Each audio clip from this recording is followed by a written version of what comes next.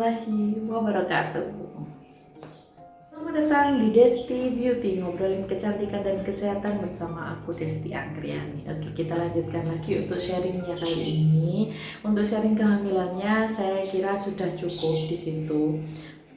Saya akan melanjutkan video tentang sharing kehamilan itu tadi yang masih belum selesai dan itu bersambung dan akan bersambungnya ke proses persalinan atau sharing tentang melahirkan, proses persalinan. Nah, video yang terakhir tentang saya terkena COVID. Akhirnya saya isolasi. Nah, diisolasi di salah satu rumah sakit yang ada di Jawa Timur. Saya isolasi di situ 1 minggu saya isolasi. Keadaan bukan semakin membaik tapi semakin memburuk. Waktu itu hasil rongsen paru saya yang pertama sudah sedikit memburuk, cuman waktu itu kan saya baru datang, akhirnya saya di rongsen. Nah, rongsen yang kedua ini hasil paru saya semakin jelek. Di situ saya nggak dikasih tahu, memang yang dikasih tahu suami, cuman melalui WhatsApp dengan saudara saya. Ya apa sih Desti iki keadaannya semakin gini gimana. Nah, pada waktu saya sakit kan saya nggak pernah yang namanya pegang HP, cek WA, story dan yang lain sebagainya. Pokok pegang HP itu nggak pernah. Nggak tahu waktu itu saya pegang HP suami itu setelah saya rongsen yang kedua. Saya pegang HP suami, saya lihat chatnya, saya shock, saya takut gimana dengan keadaan baby yang ada di perut saya. Saya panik, khawatirnya saya gini, udah lama saya nggak dikasih rezeki anak. Ketika saya dikasih, kenapa saya harus sakit, kenapa saya harus ngalamin ini, kenapa padahal 1 bulan sebelumnya itu orang tua saya yang kena COVID kayak gitu. Kenapa ujian ini? Setelah tahu keadaan saya yang seperti itu, akhirnya saya bilang sama suami, Mas, ayolah aku mau SC aja gitu kan. Dalam hati saya, dalam pikiran saya, dalam benak saya, kalau nanti saya nggak bisa terselamatkan, bisa diselamatkan untuk bayi saya. Kalau bayiku nggak bisa terselamatkan, saya bisa terselamatkan. Jangan sampai dua-duanya ini nggak ada. Ya opo nasib semua keluarga kayak gitu. Aku mikirnya gitu. Nah, akhirnya suami ngobrol lah sama si saudara saya. Ya apa Pak, ini gimana. Akhirnya ya wes nggak apa-apa, nanti tak bilangkan sama dokter kayak gitu kan. Dibilangkan sama dokternya bla bla bla bla bla, nggak perlu saya bicarakan di sini. Antara ada yang iya, ada yang tidak. Akhirnya suami bilang ke saya, si dokter SPOG-nya oke berani, tapi dokter anaknya nggak berani. Oh ya wis lah Mas, aku hanya pasrah. Ya wis lah Mas, kalau memang tidak bisa untuk diambil, masih terlalu muda, si umur babynya gak apa-apa wis, tapi aku yakin kok babyku iki sinduk perut iki sudah, misal diambil sekarang dia sudah aterem, aku bilang kayak gitu sama suami. Misal diambil gak apa-apa, dia sudah bisa hidup di luar kandungan kayak gitu. Tapi untuk dokter anaknya ini nggak berani, dikiranya si usia hamil saya itu masih 33 minggu. Padahal waktu itu saya sakit itu sudah 35 minggu, saya isolasi 1 minggu kan udah 36. Jadi saya memutuskan minta operasi atau sesar itu di usia hamil sudah menginjak 37 minggu kayak gitu. Nah, sudah, saya hanya pasrah karena salah satu dokter nggak bisa. Ya wis lah nggak apa-apa kayak gitu kan aku bilangnya. Ternyata si jam 12 malam itu suami ditelepon sama dokter SPOG bilang nggak apa-apa Mas, kita ngambil kayak gini, semuanya itu tergantung saya, bla bla bla bla. Itu saya nggak tahu ya ngobrolnya sama suami seperti apa. Dan akhirnya saya disuruh puasa itu jam 3 dini hari, saya disuruh puasa. Rencana jam 10 saya SC. jam 9 saya SC ini rencananya. Nah itu di hari Minggu malam Senin, pas di telepon itu hari Seninnya saya SC kayak gitu. Saya SC itu nggak panik sih ya, karena itu permintaan aku, karena aku dalam hati aku cuman gini, aku pengen salah satu dari kami selamat. Kalau memang Allah menyelamatkan kami berdua, alhamdulillah Allah, saya diberi selamat untuk melewati si COVID ini. Aku bilang kayak gitu. Itu yang namanya batuk gak karu-karuan wis, yang namanya batuk, sesak dan yang lainnya, karena saya ternyata setelah di USG setelah di ronsen itu saya pneumonia gitu. Nah udah melahirkan, proses melahirkan nih, melahirkannya aku nggak normal tapi ini butuh perjuangan yang begitu sangat panjang, mulai saya sakit sampai saya melahirkan. Padahal dalam benak saya, dalam pikiran saya sebelum saya hamil, selama saya hamil itu dalam pikiran saya pengen yang namanya melahirkan secara normal. Saya pengen tahu rasanya hal normal itu seperti apa gitu. Tapi Allah berkehendak lain, saya harus terkena COVID, saya harus isolasi, saya harus merasakan yang namanya sakit COVID itu seperti apa dan sesak. Gak karu-karuan, akhirnya saya memutuskan untuk ya sudahlah, nggak apa-apa SC, kalau bilang gitu. Karena saya mikirnya harus selamat dua-duanya. Kalau memang salah satu nggak selamat, nggak apa-apa, yang satunya harus selamat, bilang gitu. Karena yang saya takutkan kalau saya terkena COVID, saya nggak bisa bertahan, akhirnya bisa dua-duanya meninggal kan, nanti saya lebih longso. Oke, singkat cerita, saya sudah digantiin yang namanya baju oka, saya sudah siap, saya sudah puasa selama 6 jam lebih, terus dibawa ke ruang operasi oka itu jam 10, hampir setengah 11. Oke, saya dibawa masuk. Kebetulan ruang OK-nya untuk pasien COVID dan pasien bukan COVID itu dibedakan, jadi nggak ada antrian gitu ya. Akhirnya nggak ada antri, cuma saya sendiri masuk ke situ. Saya masuk ke ruangan, posisinya saya tidur.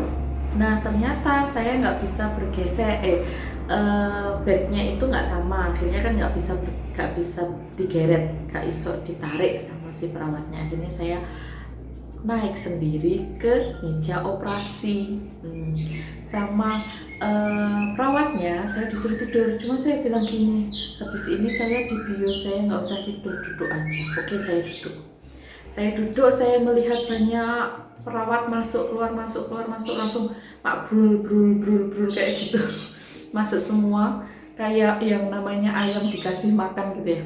Masa orang tak samain sama ayam ya enggak ya, maksudnya cepet kayak gitu. Banyak ada sendiri yang bawa ini, ada yang bawa ini, ada yang bawa alat di samping sebelah kanan, saya lihatin alatnya kayak gitu, yang sebelah kiri gini, yang belakang saya mau anestesi saya kayak gitu ya. Oke, terus kemudian saya di anestesi di bagian belakang, dokternya cewek yang anestesi, bilangnya saya seperti ini, cuman bilang kayak gini, Mbak, ini nanti di anestesi hanya sebagian ya, jadi nanti ibunya masih bisa melihat, masih bisa mendengar apa yang kami di sini lakukan kayak gitu. Oke, iya. Infus mulai digrojok, infus digrojok, saya dibersihkan, nggak tahu menggunakan apa, mungkin alkohol ya. Dingin sekali. Oke, kemudian saya langsung di anestesi dari belakang, 2 kali saya ditusuk. Oke, kemudian saya suruh berbaring. Sebelum saya berbaring itu ada dokter masuk, dokter SPOG-nya masuk, sama nggak tahu dokter apa yang satunya, pokok duanya yang di kanan sama yang di kiri saya, di kanan kiri perut saya. Yang lainnya perawat yang ngurusin si alat, suction dan yang lain-lainnya ada di situ semua. Nah, di situ saya cuma dikasih tahu gini, karena tahu ya kondisi saya seperti apa, saya pasien COVID kayak gitu, dibilangin sama Roni, Mbak, yang kuat, yang sabar, insya Allah dua-duanya selamat, berdoa kayak gitu, sholawat kayak gitu kan, yakin dua-duanya selamat. Cuma dibilang kayak gitu sama dokternya. Waktu itu kan saya pakai masker ya, saya cuma bilang iya dok, iya dok kayak gitu kan, sama sholawat itu nggak berhenti dari mulut saya, dalam hati, dari mulut gitu kan. Akhirnya setelah saya terasa berat di area kaki, punggung, mulut yang segini itu berat, saya terus dibaringkan, dua tangan saya diikat seperti ini. Saya suruh gerakan kaki dua-duanya, nggak bisa, sampai dia nggak bisa. Akhirnya baju saya ditaruh di atas, ada kain hijau yang ada taruh di atas. Dokternya bilang ini sakit, tapi saya kerasa itu mungkin sudah dibelah perut saya. Sakit, kerasa dok, saya bilang gitu kan. Kerasa dok, sakit enggak, oke dilanjutkan. Nggak tahu cuman berapa menit, saya nggak tahu bayi lahir, diangkat. Saya hanya tahu depannya saja. Nah, depannya itu banyak perawat yang bilang, banyak perawat yang bilang, ini sudah aterem, ini aterem. Nangisnya kencang sekali dan kuat sekali. Alhamdulillah dia lahir dengan selamat meskipun itu dari perut saya. Oke, sebelumnya itu sebelum saya tidur sudah di tali itu, saya bilang gini sama satu perawat, Mbak, tolong gojeki aku. Aku bilang gitu karena apa ya? Karena saya kan pernah melihat yang namanya operasi sesar, yang namanya operasi yang punyanya lagi apa? Varikokel, operasi prostat kayak gitu, saya pernah melihat dan ikut menyaksikan langsung. Jadi kan tahu ya, ini gini. Jadi saya bilang, Mbak, tolong gojeki aku. Yang saya rasakan itu tangannya kecil-kecil, kayaknya itu dokter anestesi yang cewek yang saya pegang. Tangannya kecil-kecil dan jarinya panjang-panjang, tak genggam sekuat-kuatnya. Cuman kan itu posisi saya kan dibius ya, nggak tahu itu genggaman kuat saya atau bukan. Saya genggam. Setelah itu baru proses si lain-lainnya itu. Nah, setelah bayi lahir diangkat, saya nggak tahu dikasih bius lagi atau apa, tapi melalui infus perawat bilang kayak gini, wes Mbak, kamu tidur. Gak apa-apa, aku bilang gini, ini aku waktu itu pakai bahasa Jawa, gak apa-apa aku turu, gak apa-apa Mbak tidur, tenang apa, gak apa-apa turu, gak apa-apa. Semakin ini genggaman saya lepas, saya terasa lepas, kemudian saya bilang gini, Pak, ya apa iki Pak, aku gak iso melek. Ya gak apa-apa Mbak, turu sama boleh tidur. Nah, di situ aku bilang gini, terus ya apa iki Pak, aku tidur aja kayak gitu kan. Gak apa-apa, tidur aja, wes Mbak turu kayak gitu kan. Ada salah satu perawat yang bilang kayak itu, wes Mbak turu gitu. Ya wes nek ngono, aku tak berimajinasi, aku bilang kayak gitu. Nah, kata itu mungkin efek bius ya, jadi semua orang nggak tahu ada yang merasakan kayak gini atau enggak.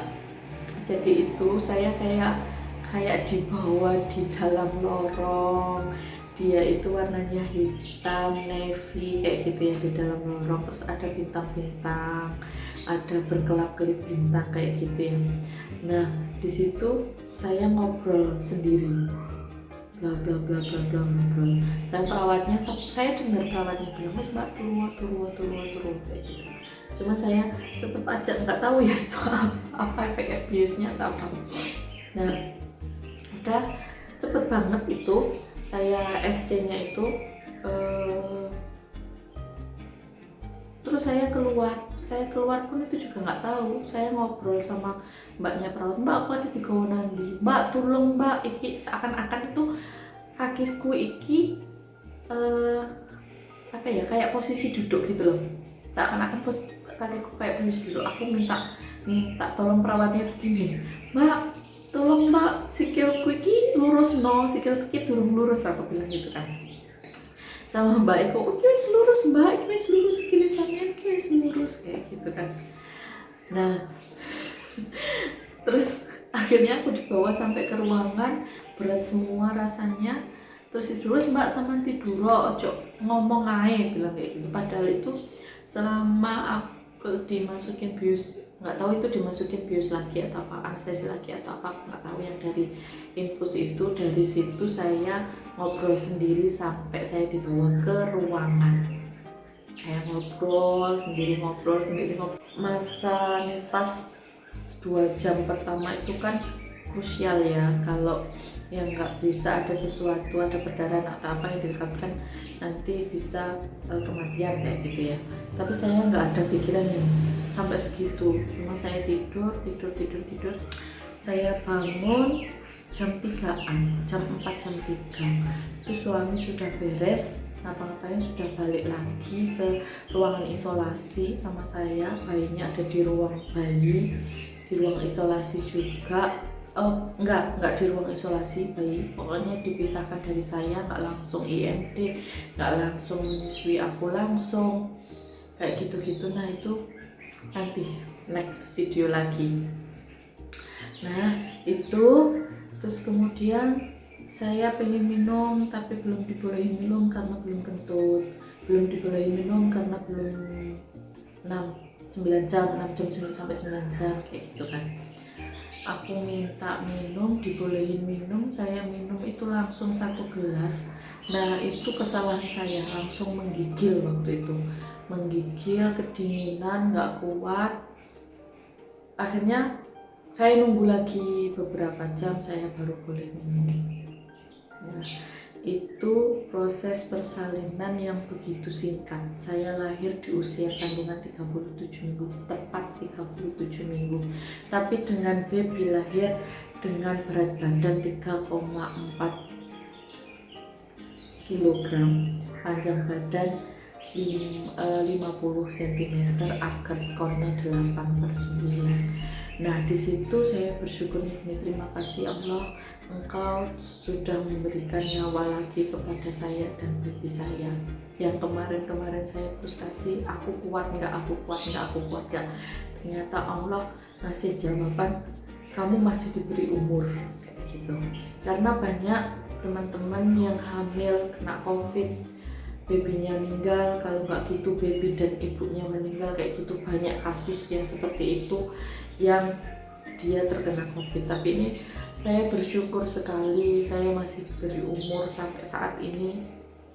Semoga saya diberikan umur yang panjang, jadi bisa mendidik anak saya dan anak-anak yang lainnya. Maksudnya nanti mungkin saya punya baby lagi, saya bisa mendidiknya lagi, titipan Allah ini dengan kemampuan saya dan suami kayak gitu.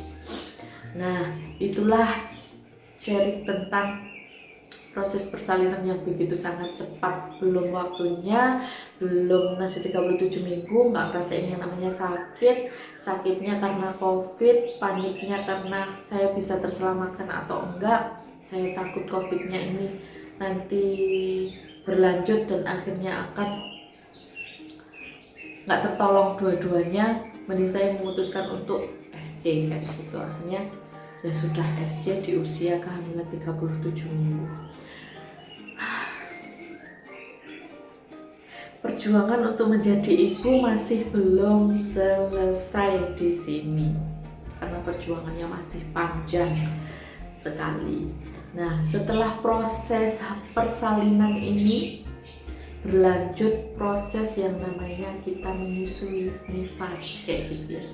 Nah, proses menyusuinya nanti di next video. Untuk nifasnya saya nggak lama, nifasnya hanya 40 hari. Sebelum 40 hari sudah bersih saya nifasnya, dan keluar darahnya nggak banyak, cuman karena saya SC jadi keluarnya nggak gimana ya, yang saya rasain adalah rasa sakitnya setelah SC. Saya bisa jalan, bisa berdiri itu setelah 2 hari pasca SC. 1 hari pasca SC saya baru belajar miring kanan kiri. Sebenarnya ada metode baru yang 12 jam kita bisa pasca operasi kita bisa berjalan. Cuman waktu itu nggak tahu ya, karena panik, karena stres, karena mikirnya bukan mikir ke situ. Saya lupa ngasih atau minta kepada dokter minta metode SC yang ini.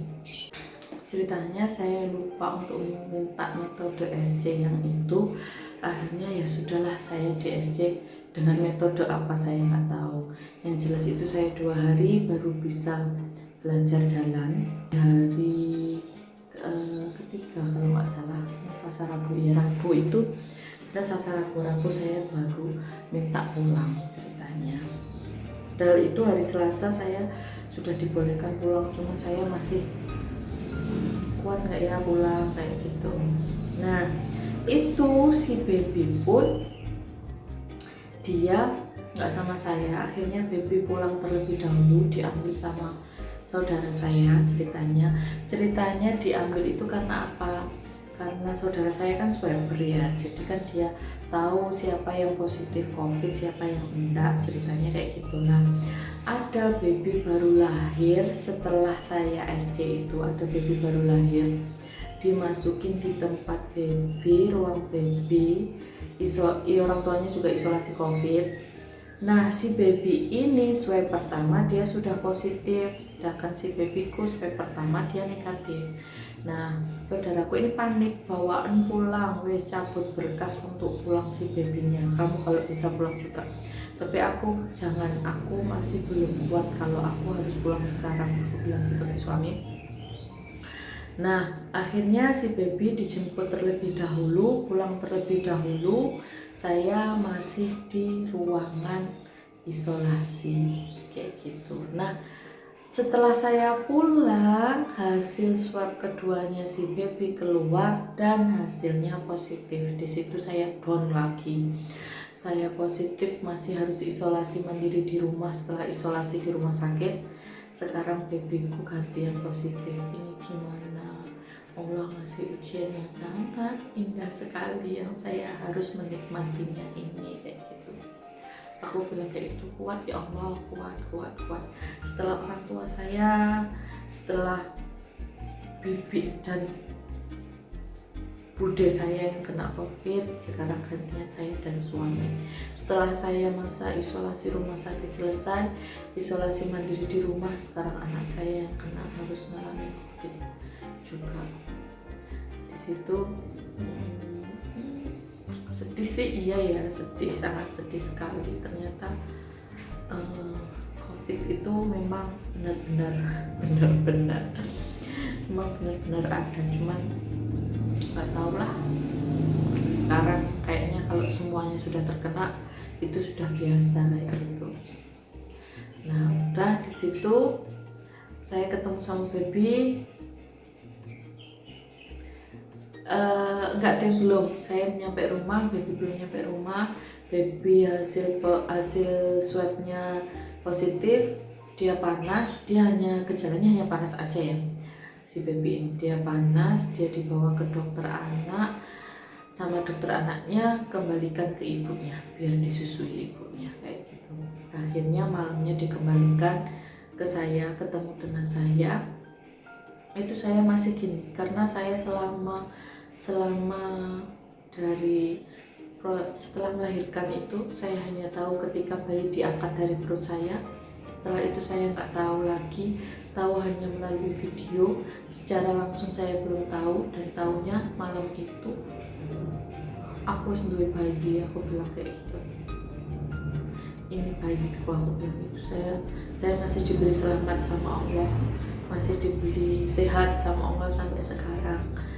Ujian ini aku bisa lewati, aku kayak gitu kan, karena Allah ngasih ujian ke hambanya itu sesuai dengan kemampuan hambanya.